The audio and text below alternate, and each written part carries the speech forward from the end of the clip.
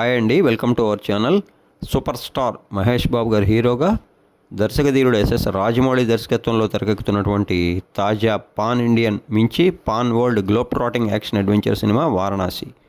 ప్రియాంక చోప్రా హీరోయిన్గా నటిస్తున్న ఈ సినిమాలో మలయాళ స్టార్ నటుడు కమ్ దర్శకుడైనటువంటి పృథ్వీరాజ్ సుకుమారన్ విలన్గా కుంభ అనేటువంటి పవర్ఫుల్ పాత్ర చేస్తుండగా, మహేష్ బాబు గారు ఇందులో రుద్రగా, అలానే మందాకినిగా ప్రియాంక చోప్రా నటిస్తున్నారు.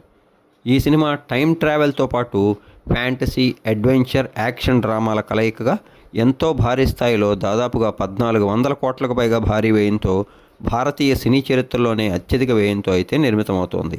ఈ సినిమాని KL Narayana, SS Karthikeya, showing business Sri దుర్గాడ్ సంస్థలపై ఎక్కడా కూడా కాంప్రమైజ్ కాకుండా హాలీవుడ్ స్థాయిలో అయితే దీన్ని నిర్మిస్తున్నారు. పలు హాలీవుడ్ దిగ్గజ నిర్మాణ సంస్థలు, హాలీవుడ్ సంస్థలు ఈ సినిమాకైతే విజువల్ ఎఫెక్ట్స్ని అందిస్తున్నాయి.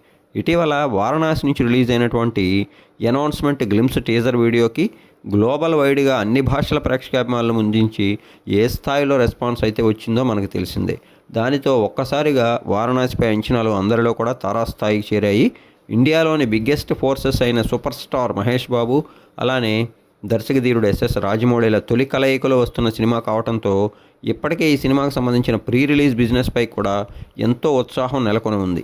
భారీ స్థాయి ఫిగర్స్ని పలువురు డిస్ట్రిబ్యూటర్లు కోట్ చేస్తున్నారని, అయితే సినిమా యొక్క షూటింగ్ పూర్తయిన అనంతరమే ఈ సినిమాకు సంబంధించిన ప్రీ రిలీజ్ బిజినెస్ అయితే జరగనుందని చెప్తున్నారు. మరోవైపు ఈ సినిమాకు సంబంధించిన ఓటీటీ డీల్ కూడా భారీ స్థాయిలో జరిగిందనేటువంటి టాక్ ఉంది.